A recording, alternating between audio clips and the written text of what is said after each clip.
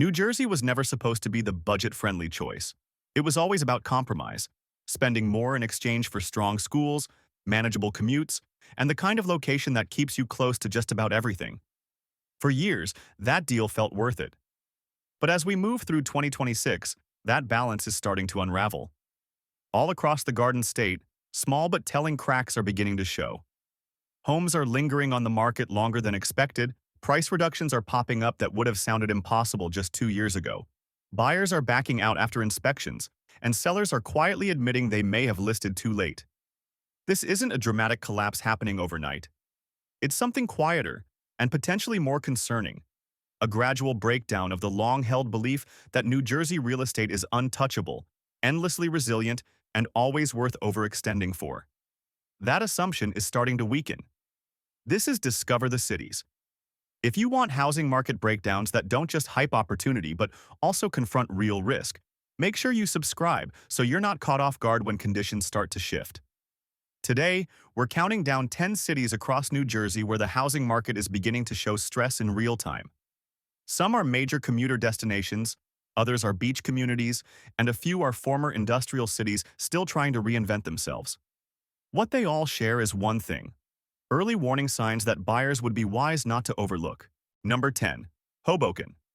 For a long time, Hoboken felt like a loophole in the New York City housing game.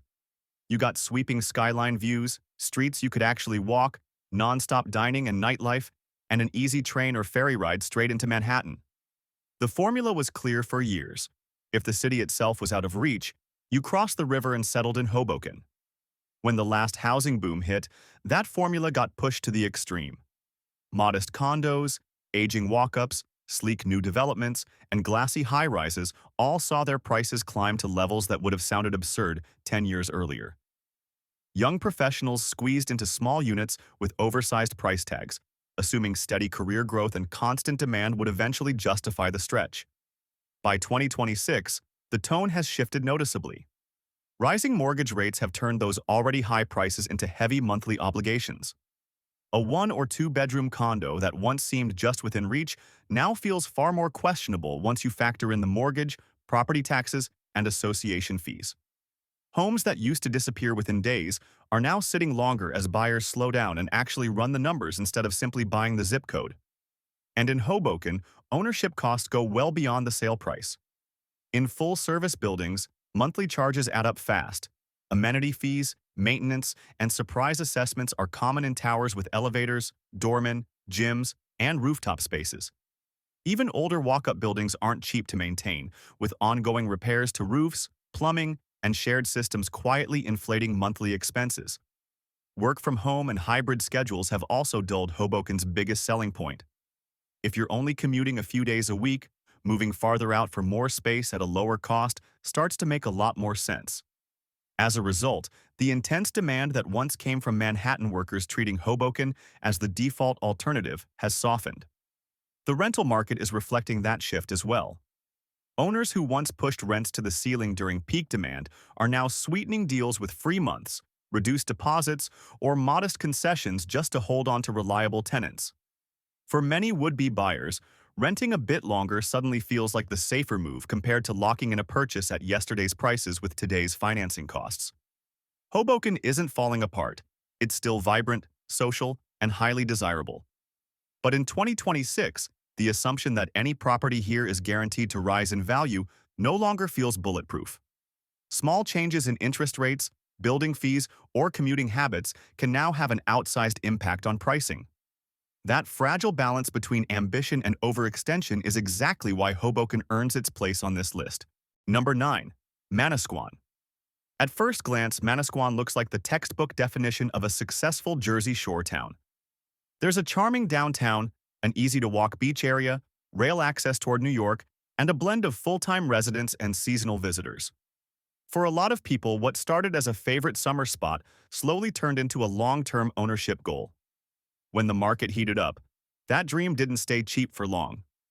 During the last surge, properties that once stayed within local families were increasingly snapped up by buyers viewing them as investments or part-time retreats.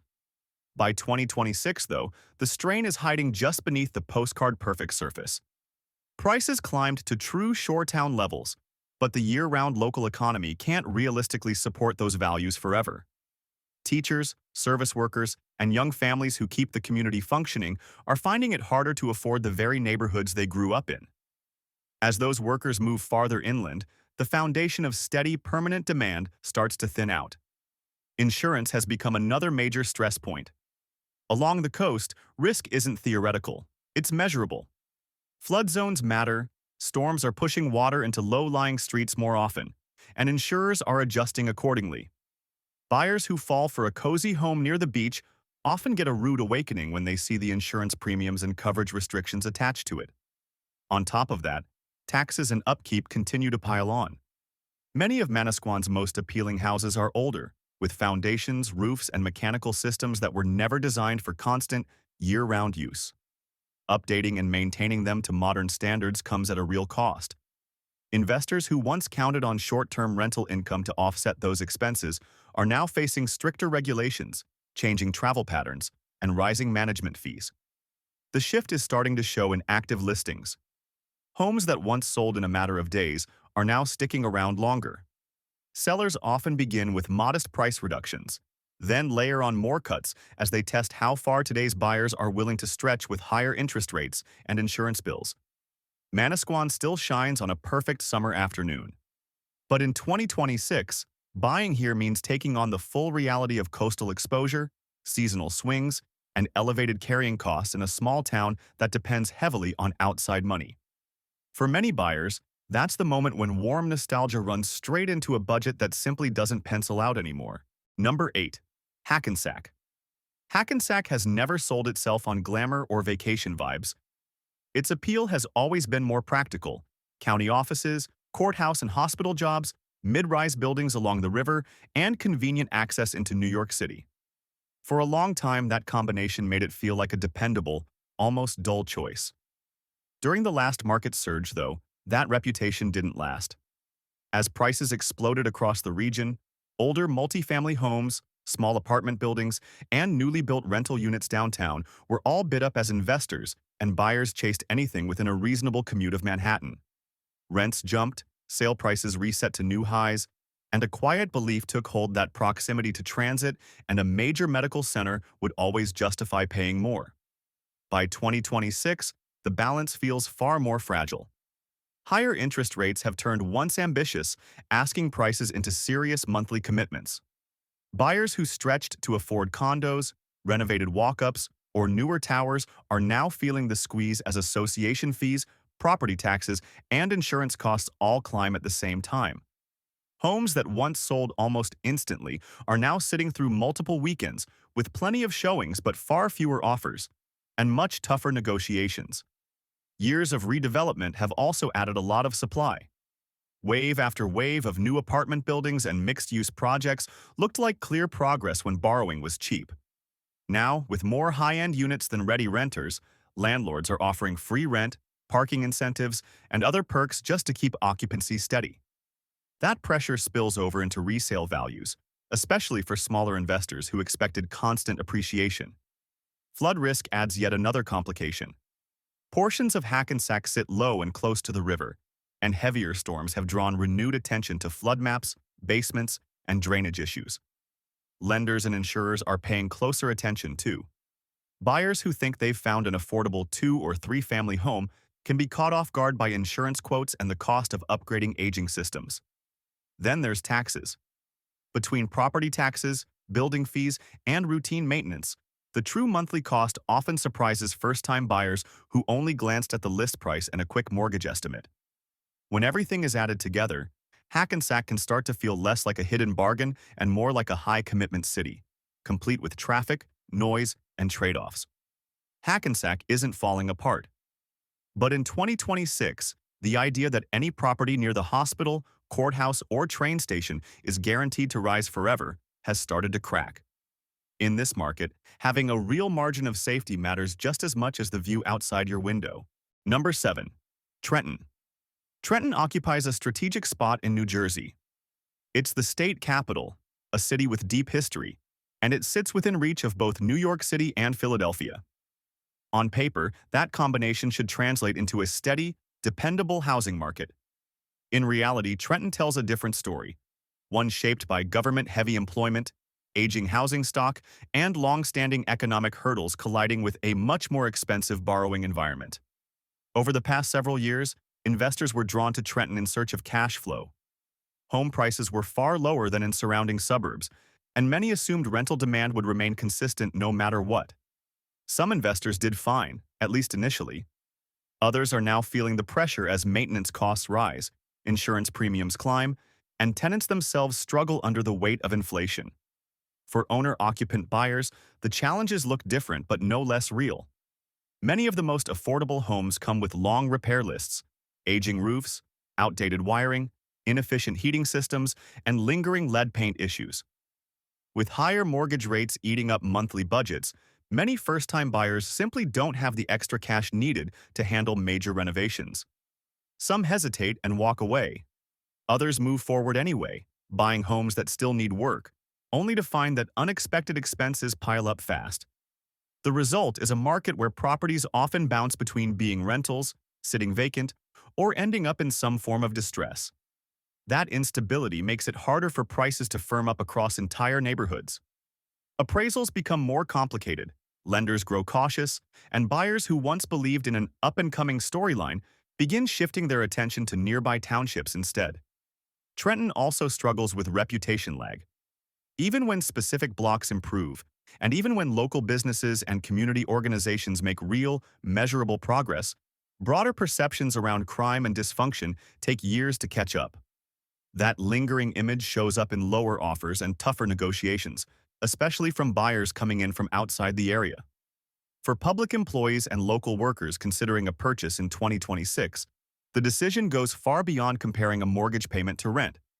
It comes down to whether city finances, schools, and essential services can improve quickly and consistently enough to justify putting their savings into a neighborhood that still feels suspended between recovery and relapse. Number 6. Paterson.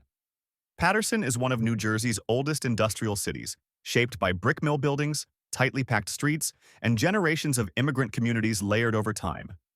In the last housing cycle, it was often pitched as a value alternative, close enough to New York for access but without New York-level prices. Investors and some buyers focused on the lower cost per square foot and decided the compromises were manageable. By 2026, those compromises feel heavier. Concerns around crime and public safety remain front and center for many buyers, even as certain neighborhoods improve and redevelopment projects inject new energy. Reports of violence or property crime in other parts of the city still weigh heavily on perception, and perception matters. It influences how many offers a home receives and how cautious lenders are willing to be when approving financing. At the same time, ownership costs continue to rise. Many older multifamily properties require major investment in heating systems, insulation, and basic structural upkeep. Landlords are caught in a difficult position, squeezed between the high cost of needed upgrades and tenants who simply can't absorb endless rent increases. Some owners delay repairs altogether, which slowly drags down the overall condition of the housing stock. There's also a deeper mismatch at play between local wages and housing expectations. A large share of residents work in service or light industrial jobs that haven't kept pace with the rising cost of living. Modest rent is often manageable, but taking on a full mortgage, plus taxes, utilities, and ongoing repairs, is a far heavier lift. That reality limits the number of stable owner-occupants, the very group that typically helps neighborhoods gain long-term stability. Redevelopment near certain corridors and landmarks like the Great Falls offers real promise, but it also introduces tension. Newer projects often aim for higher-income renters or buyers. When those units don't lease or sell as quickly as projected, the result is a patchwork, modern buildings sitting beside struggling blocks. That uneven landscape makes it harder to deliver the steady appreciation story many investors expected. In Paterson, 2026 isn't defined by a sudden collapse. It's more about recognizing where optimism ran ahead of on-the-ground reality. And for buyers without deep financial cushions, that gap can turn into a costly lesson. Number 5. Elizabeth. Elizabeth has always been defined by motion. Ports, highways, rail lines, and the airport all converge here, making it one of New Jersey's key transit and logistics hubs. During the recent housing surge, that level of connectivity, paired with prices that still sat below some nearby towns, drew in both investors and working families. Multifamily properties, modest single-family homes, and transit-adjacent condos were quickly snapped up as values climbed at a rapid pace. Now, with borrowing costs higher and buyers taking a more cautious approach, stress points are becoming harder to ignore. Some three-family homes that were aggressively bid up aren't producing the returns owners once expected. Units are staying vacant a bit longer, repair bills are coming in above projections, and local taxes and municipal fees aren't offering much relief. There are also quality-of-life trade-offs that quietly shape demand. Noise, traffic, and air quality are part of the reality in a city so closely tied to heavy infrastructure. For households with flexibility, the constant hum of trucks, trains, and planes can be enough to nudge them toward quieter towns, even if that means paying slightly more. Over time, that preference shifts demand away from certain blocks and submarkets within the city. Insurance adds another layer of pressure. Properties near industrial corridors or flood-prone areas are seeing rising premiums, and even homes on higher ground can be affected by surrounding risk classifications. Those costs, combined with buyer anxiety, factor heavily into purchasing decisions. Elizabeth is also facing more competition from within its own county. As other Union County municipalities invest in upgraded downtowns and improved transit hubs, some of the demand that once flowed naturally into Elizabeth is being redirected. Buyers who were previously willing to accept the city's grit and noise in exchange for lower prices are now rethinking that compromise when comparable numbers show up nearby. For longtime owners who bought years ago, there may still be equity and flexibility. But for buyers who entered the market at 2021 or 2022 pricing, 2026 is shaping up as a real test, one that depends on how long they can hold on if rents cool or ongoing expenses continue to rise. Number 4. Camden. Camden is often cited as a cautionary tale, a city frequently used to illustrate how deeply an urban area can struggle. That reputation, however, hasn't stopped investors from chasing opportunities, especially when home prices looked shockingly low compared to the rest of the Philadelphia metro area. Over the past decade, major institutions and redevelopment efforts have brought flashes of optimism. Waterfront projects, university growth, and new office space have created stark contrasts between revitalized corridors and neighborhoods that have seen little investment for years. Even so, Camden's housing market remains a balancing act. For owner-occupant buyers, the choices are rarely easy. Many of the lowest-priced homes come with serious repair needs, and access to renovation financing is often limited. Traditional lenders tend to be cautious here, pushing some buyers toward higher-risk loan options or private sales, paths that can quickly become problematic when market conditions tighten. Investors face a different set of challenges. Managing property in Camden often demands far more hands-on involvement than a spreadsheet would suggest. High tenant turnover, vandalism, missed rent payments, and steep repair bills all eat into expected returns. When those pressures collide with higher interest rates and a cooling broader market, some investment portfolios become difficult to sustain. The result is a fractured pricing landscape. A fully renovated home might sell for a figure that feels shockingly high for Camden, while just a few blocks away, another property sits unsold for months. That unevenness makes it harder for appraisers, lenders, and buyers to settle on a reliable sense of value, which further erodes confidence. There's also a human reality that numbers alone don't capture. Longtime residents who want to stay in the city often find themselves priced out of the handful of areas that feel safer or closer to new development. Meanwhile, newcomers drawn in by lower purchase prices sometimes underestimate the daily stress of living in a city still grappling with entrenched poverty and decades of underinvestment. In 2026, Camden's housing market doesn't move in a smooth upward or downward trend. Instead, it advances in uneven steps, punctuated by sudden drops. For anyone considering a purchase here, the margin for error is narrow, and the risks are hard to ignore. Number 3. New Brunswick. New Brunswick carries multiple identities at the same time. It's a college town, a major healthcare center, and a commuter city all rolled into one. For years, that combination made it feel like a dependable mid-sized market where demand would never really disappear. During the housing surge, investors leaned heavily into the steady flow of students and hospital employees. Small multifamily properties, aging colonials near campus, and condos close to the train station were repositioned with higher rents as the goal, and each sale pushed prices even higher for the next buyer. The slowdown hasn't been sudden, but it's become harder to ignore. More listings are showing up near campus as landlords decide that constant tenant turnover no longer justifies the stress, time, and expense. Renovation projects that once looked profitable at peak valuations now feel barely viable. Some owners who stretched to buy at 2021 pricing are realizing that if they needed to sell sooner than planned, resale values might not cover what they put in. Competition has also increased beyond city limits.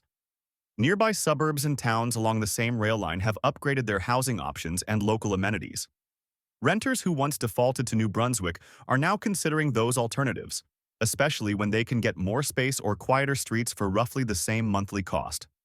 Student housing adds another layer of complexity. Purpose-built apartment complexes aimed at undergraduates continue to come online, forcing older duplexes and triplexes to compete on comfort and convenience.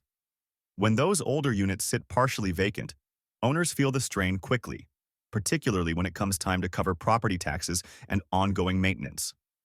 For owner-occupants, the pressure shows up in different ways. The train access and lively downtown attract plenty of buyers, but many are caught off guard by high property taxes, parking frustrations, and the reality of living in a city that's constantly in motion. After a few years, some decide that the churn isn't ideal for raising a family. New Brunswick isn't in decline. But in 2026, the long-held belief that any property near the hospital or campus would automatically rise in value is starting to lose its grip. Here, success depends on knowing exactly which block you're betting on and why. Number 2. Newark. For years, Newark has been marketed as New Jersey's big comeback story. Major companies set up offices downtown, the airport and port kept economic activity flowing, and artists along with young professionals started paying attention to old brick buildings and loft-style spaces. New coffee shops, galleries, and food halls helped reinforce the idea that the city was on an upward trajectory. That story drew in buyers and investors who believed they were getting in early on a long-awaited turnaround. As a result, prices surged in select neighborhoods, especially those closest to train stations and new development. In some areas, just a few streets transformed dramatically in a short span of time. But Newark has always been a city of extremes, and that reality hasn't disappeared. For every revitalized block, there are others still dealing with vacant properties, safety concerns, and limited public services. By 2026, that uneven progress is translating into real housing market volatility. A property that looks like a steal on paper can feel very different once you walk the surrounding streets at night or take stock of nearby buildings. With higher mortgage rates, speculative buying has slowed. Condo and loft projects that were designed to attract a next Brooklyn crowd are now sitting longer than expected, prompting developers to offer incentives. Owners of newly renovated rentals are also learning a hard lesson. Even in neighborhoods labeled as hot, not every tenant can handle top-tier rents. When renters push back or move on, cash flow gaps appear quickly. And those gaps are harder to absorb when property taxes remain high.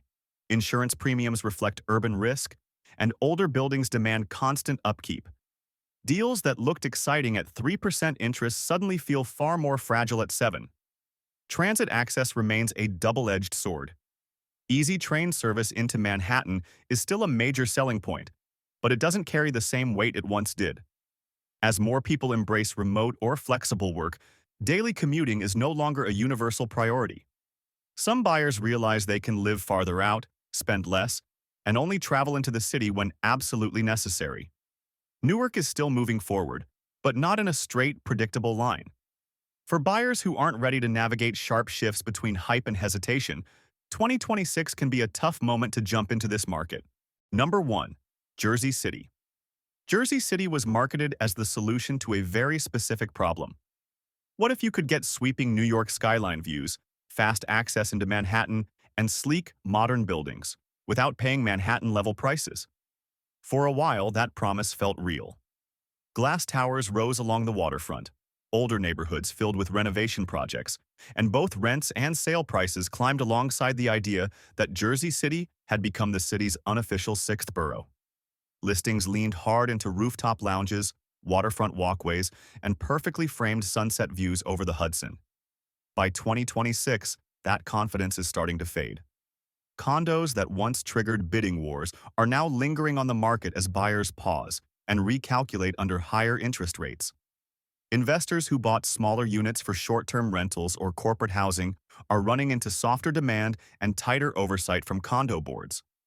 Once association fees and property taxes are added in, the gap between ownership costs and achievable rent has narrowed sharply, and in some cases, flipped negative.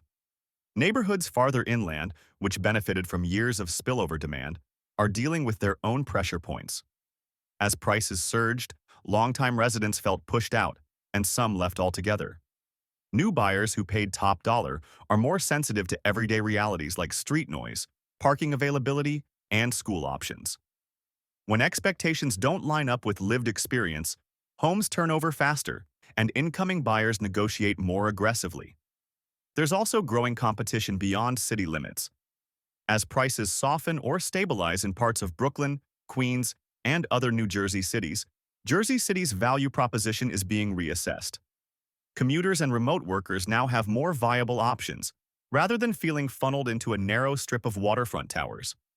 Inside those towers, carrying costs continue to climb. Association dues, amenity fees, and special assessments for elevators, lobbies, and aging building systems add up quickly. A unit that felt manageable when rates were low can suddenly feel tight once the mortgage, taxes, and monthly fees are stacked together. Jersey City isn't imploding, but the long-standing belief that you simply can't lose here has clearly cracked. In a market built around high costs and high rises, even small shifts in demand or financing can ripple into meaningful value changes. That's why Jersey City sits at the very top of this list of New Jersey cities where the housing market is starting to show real stress. So what does this tour of New Jersey actually reveal? From Toms River and Lakewood to Atlantic City and Trenton, from Paterson and Elizabeth to Camden, New Brunswick, Newark, and Jersey City, the pattern is strikingly consistent. Prices and expectations sprinted ahead during the boom. Now higher interest rates, rising taxes, climbing insurance costs, and real-world concerns about safety, climate risk, and job stability are pulling markets back toward reality. If you're thinking about buying in any of these cities, you're not just choosing a home. You're choosing a risk profile. You're deciding how much pressure you can tolerate if your payment is high, your equity is thin, and the market around you keeps shifting beneath your feet. If this breakdown from Discover the Cities helped you see beyond the sales pitch, do 3 quick things. Like this video so more people can understand what's actually happening on the ground in New Jersey. Subscribe and turn on notifications so you're early, not late, when the next market starts to wobble. And in the comments, tell us where you're watching from, what you're seeing in your local market, and which state you want us to examine next. Because this story isn't just about New Jersey. The cracks you're seeing here are starting to show up in cities all across America.